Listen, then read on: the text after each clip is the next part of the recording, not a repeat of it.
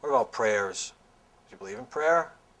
And if so, how does that work? Who's here? Who's listening?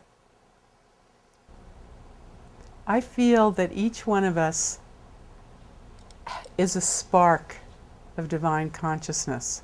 So when we pray or we say affirmations, it doesn't matter whether you call it prayer, affirmations, whatever the label.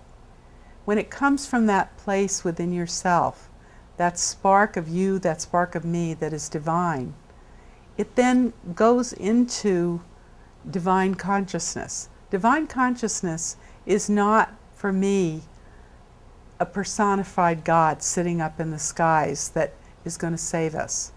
Divine consciousness is intelligent, it's creative force, it's impulse, it's what has created all of us and continues to create us. And as we interact with that energy, we shape our lives.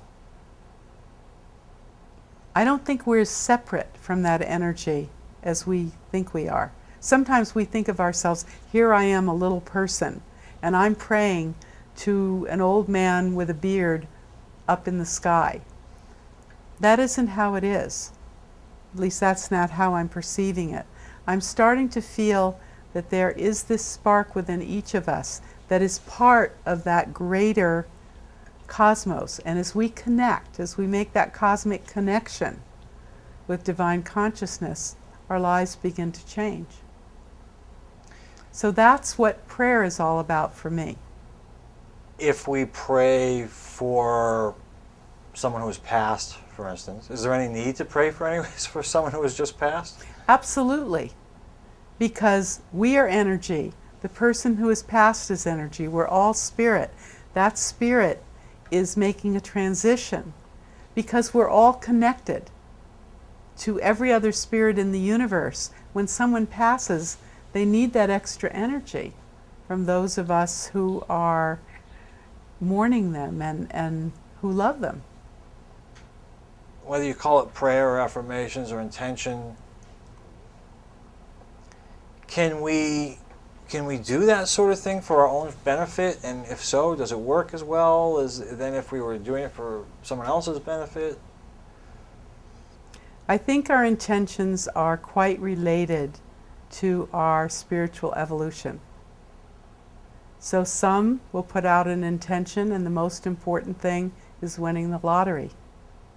Others will put out an intention, and the most important thing is building houses in countries where people don't have any place to live. We can have all kinds of intentions, but you'll find that people have different intentions depending on their philosophy of life at the moment and how self-centered they are or how world-centered they are. Does it matter? I think it matters in our spiritual evolution, in our individual spiritual evolution. Personally, I would like to spend the rest of my life trying to evolve to a higher level. You know, I went through the 70s and 80s and it was all me, me, me, and I'd like it to evolve to where our society is more involved in us, us, us. I have a long ways to go in that. I'm not the perfect person, and as I work on my spiritual unfoldment, I have to face myself, as we all do. And I think intentions, as we look at what our intentions are, we see who we are. Wanting to do things for the world can be done in many different ways. It doesn't mean that we all have to give away all our money and become paupers. You know, some people help the world by making a tremendous amount of money and starting foundations. There's no one way to help the world. We each can do it in our own way.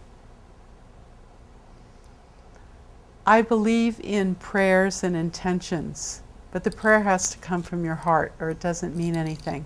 If it's just words recited because somebody told you to say it, I don't think it doesn't have the energy or the power behind it. When we say a prayer or an intention and we really mean it, it's like arrows of energy shooting out into the universe.